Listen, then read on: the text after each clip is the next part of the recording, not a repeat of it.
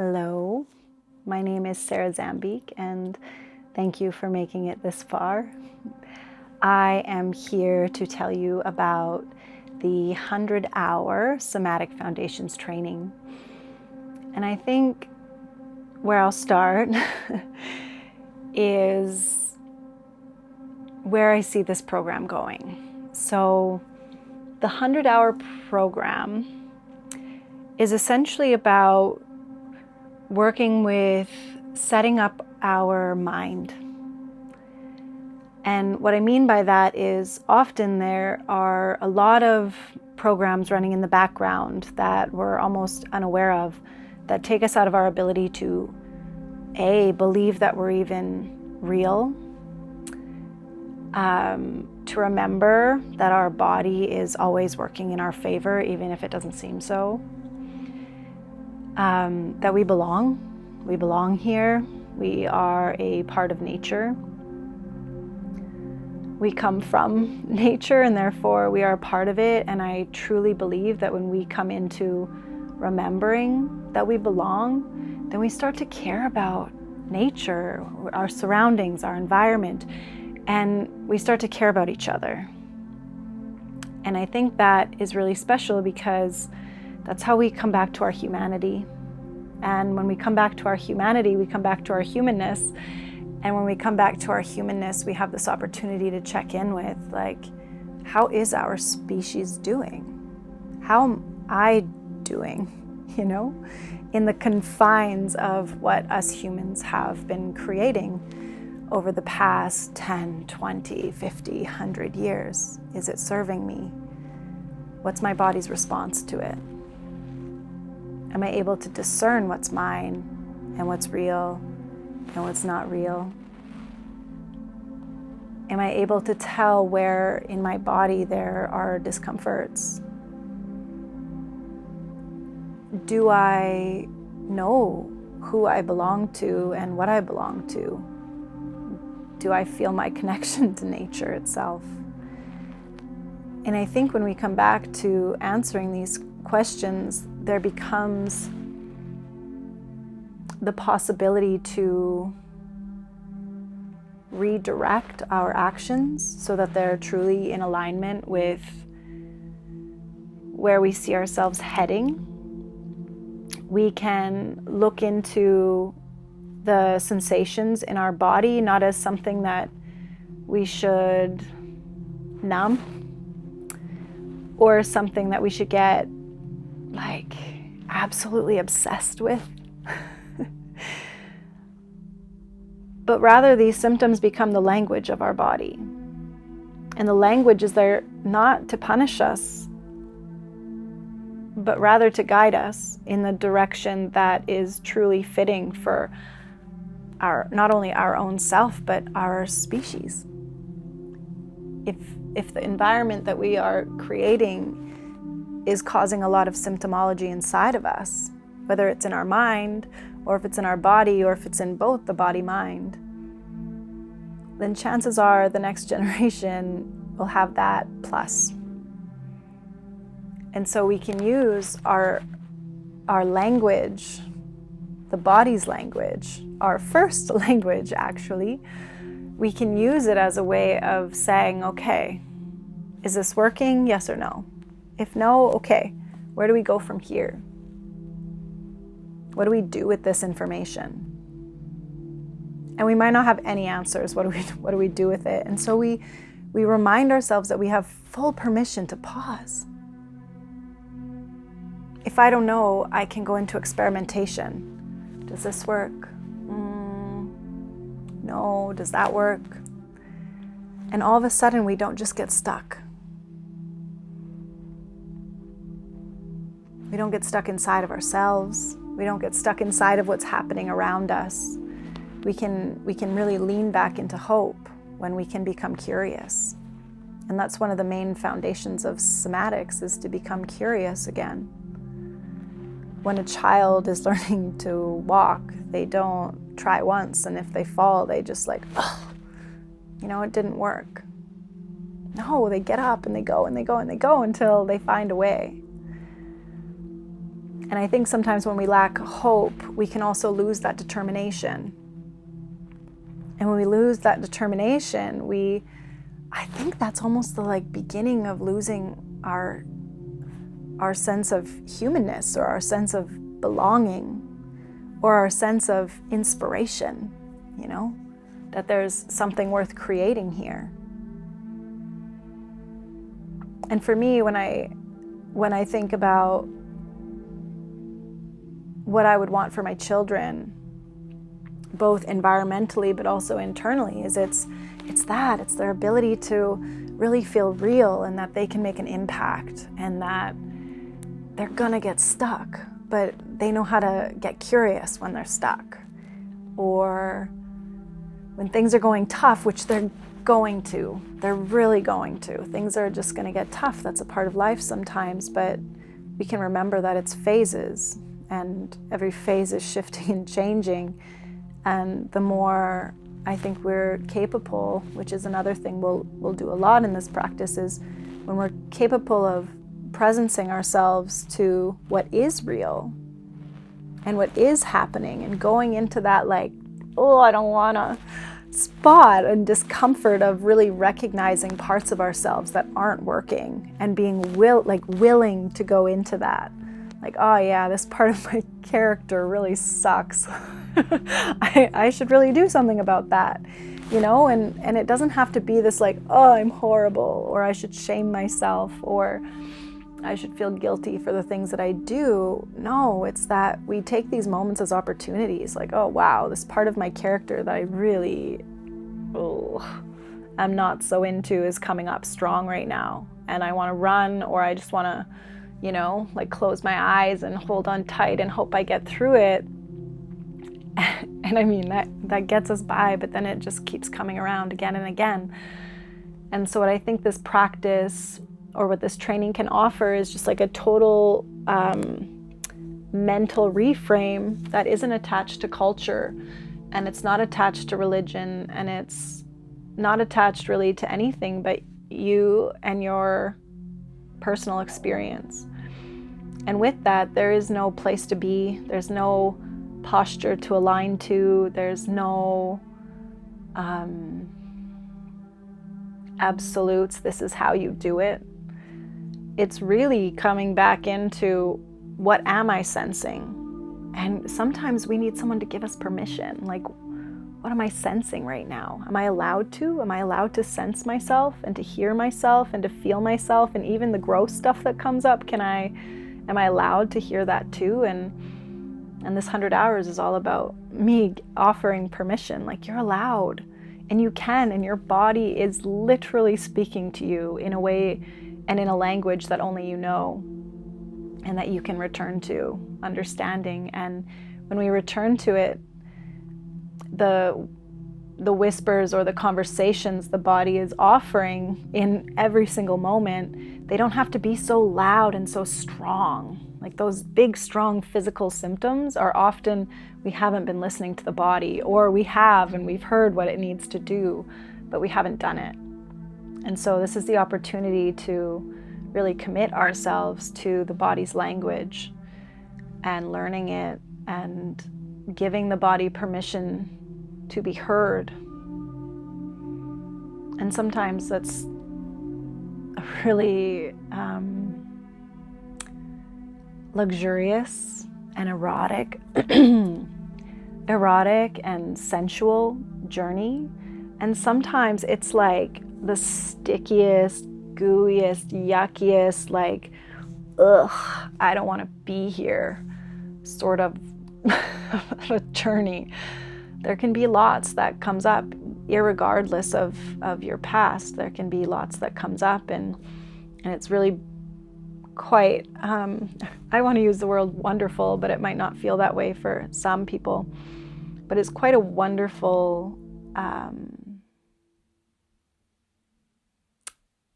thing to offer yourself, to be heard and to be seen by you.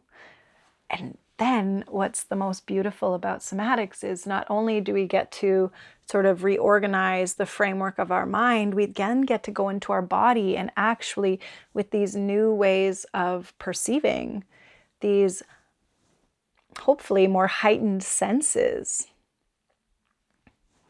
Our senses, which I think people sometimes forget, are from our body. Like our senses are through and from our body.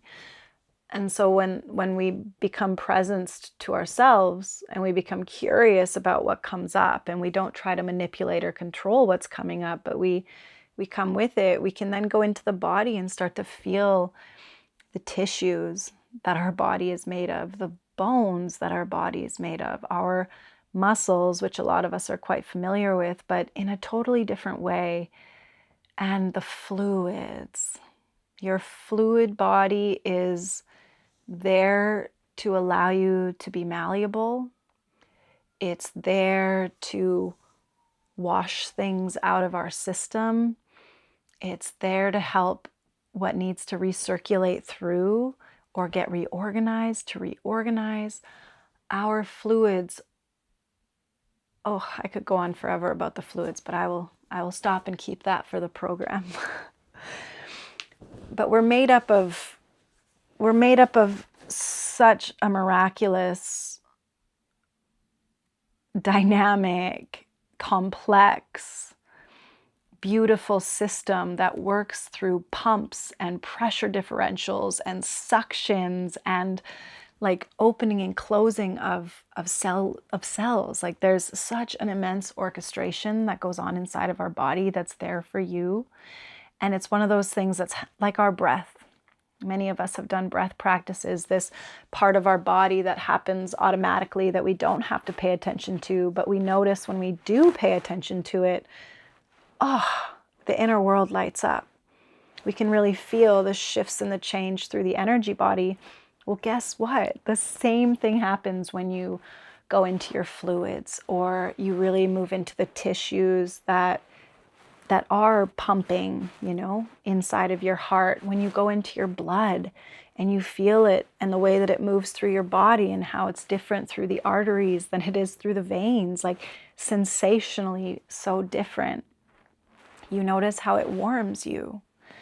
And when we start to bring this presence or this awareness into these systems and tissues and fluids of our body that are always there, automatically orchestrating our aliveness, we can have those same sort of experiences when the tissues get seen. They light up the same way we do. When someone's finally seeing us, we're like, wow, I'm just being seen right now. And we blossom. And so this 100 hours is the first step in a collection of courses that I'll be offering. And it's the part where we reorganize the way that we see the world, that we see ourselves. We redevelop our relationship between ourself and our environment, with ourself and nature. It's very much about relationship, not only your relationship to your own self, but to your mind and to your brain. Your brain is an organ that's floating in fluids. Our relationship to all of the tissues and organs in your body. And then your relationship to the people and humans around you. Your relationship to the earth and the way that you may feel like you do or don't belong here.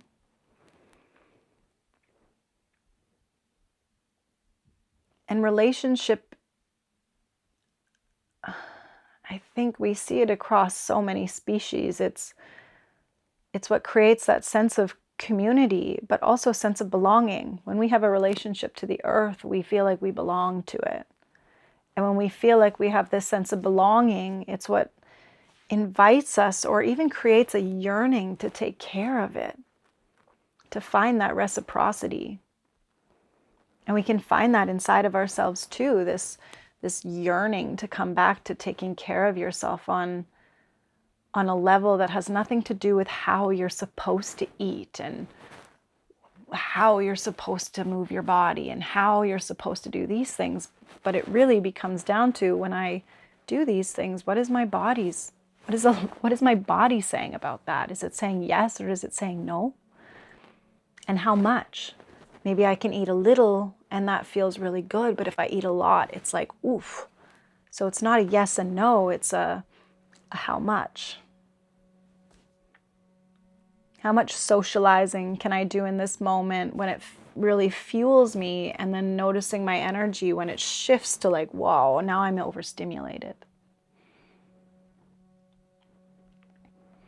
And all of a sudden, instead of life, I think, seeming like it's happening to us, we start to realize that we're actually in relationship with life itself. And we actually have so much opportunity to shift the way we're relating, so that we can relate to our families the way that we dream of. And we can find relationship within a partnership that makes us feel really like alive and steady.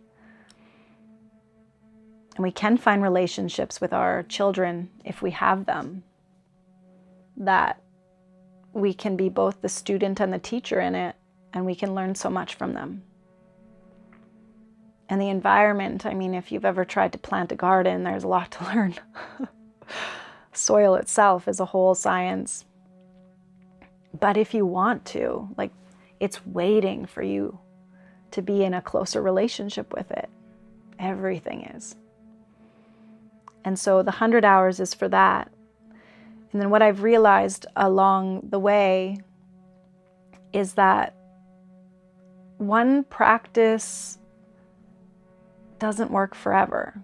And all of these practices, I even would say somatics too, although somatics can really be infused into everything, but somatics is really supported by other forms. So I was a yoga teacher, or am a yoga teacher, for almost 20 years. And when I had my babies, my body was saying strong no to yoga asana. It was like, I do not need discipline, and I do not need shapes. I just need freedom.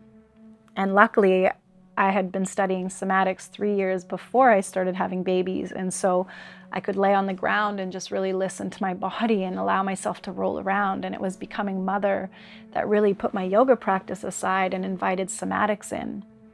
And now that I'm 9 years into being a mama, my body is now feeling like, oof, I need some yogic structure again. And so I come back to that practice and those shapes and those forms and the way that you hug your muscles, you know? And I find that really having some full, total freedom is so supportive in moments in our life. And having some structure and discipline, which I like to call discipleship, but really being devoted to a stronger practice, or maybe it's going to the gym and doing squats to build strength back up into the system, or Pilates after having babies and rediscovering that central axis that supports all of the parts of the body that needed to open and expand. And for me, the first step will be the 100-hour, which is very somatic based and opening up the mind to freedom. And then I want to move into different modules. So for example, one module will be like the bones, the muscles, and the fascia.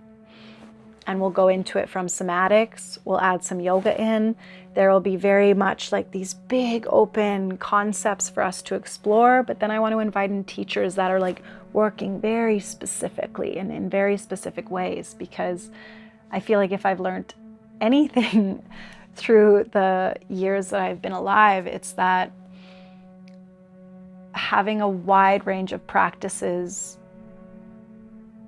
and having the discernment to understand how to follow your energy and follow your body cues and what they need in a really honest way, because we can also bypass what we really need by avoiding getting into it. And so when we really, again, become a disciple of this relationship with ourselves, we're not trying to make it easy. We're trying to make it honest. And so we can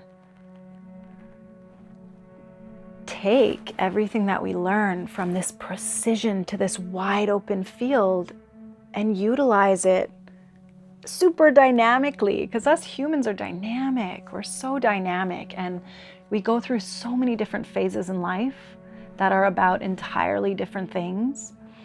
And each one of those phases requires a different practice. And it requires our presencing and our listening to know which practice is needed and when. And so, again, the 100-hour module will be very much like opening the mind, finding our belonging, offering yourself permission, finding the places inside of yourselves where you respond in ways that are programmed to keep you away from yourself or away from the sensations that really need to move through you.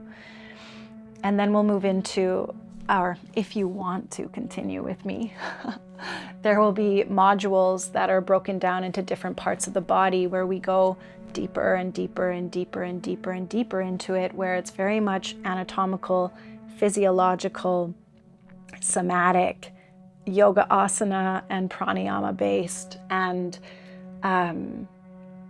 for me, I find a lot of trainings, it's either one or the other. And I've studied Chinese medicine and in university, and the yin yang theory has really grew in me. And somatics feels like, the total freedom, and then the structure. Like in some of the modules, we'll be doing Pilates, and some will be doing very specific lymphatic massage when we get into the lymph. And I'll have a teacher be coming in when we get into the subtle body to be doing very precise pranayama with you. And so this 100 hours is the first step to what will grow into a very full body of work that you can continue down. And I am truly excited to be here.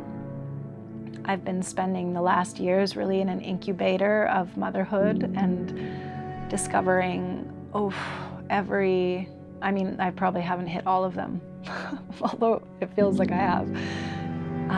But every angle and edge of my own personality and nervous system, and I truly feel like I'm really dedicated to the relationship of myself and discovering who I am in a really honest and nitty-gritty sort of way.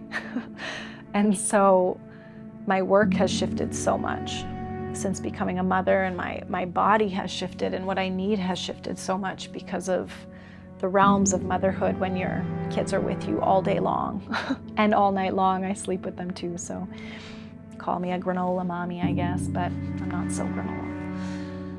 Anyways, I have been trying to, or seeking rather, not trying to, I've been seeking what is my next step in my work, and it really feels like this has arrived now. So I'll take you on a journey essentially of everything I've been cultivating over the last almost 20 years and bring it all together, from dance to self-massage to just conversation, talking back and forth, asking questions, journaling, experiences that are so full and big and mind-blowing. When I first started somatics, I was just like, what is this? It took me 10 years of just being with what is this to really find my place in it. And and I really invite you into it too. It's such an impeccable way to invite yourself into freedom. and the sort of freedom that's offered through yourself, not that somebody else gives you. And there's something really powerful in that, really honest in that. We see the bounds that we have inside of ourselves, that we realize that we've also been a part of keeping ourselves out of experiencing that freedom.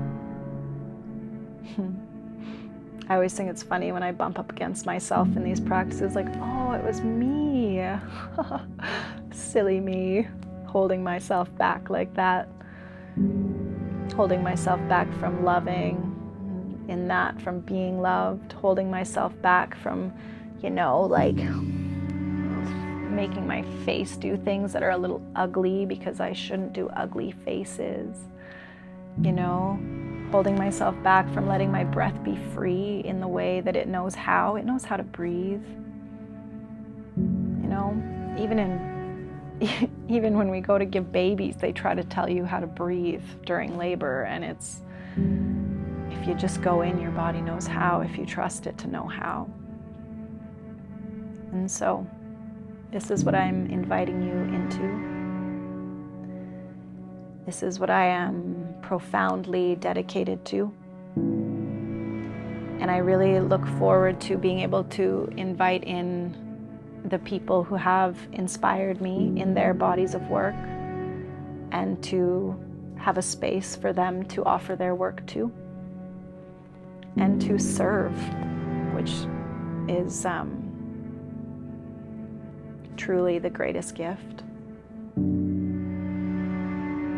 And I hope you join me. And you can feel free to book a call, and we can chat to see if this is good timing for you. So thank you if you made it this far. And I really look forward to this journey together. Thank you.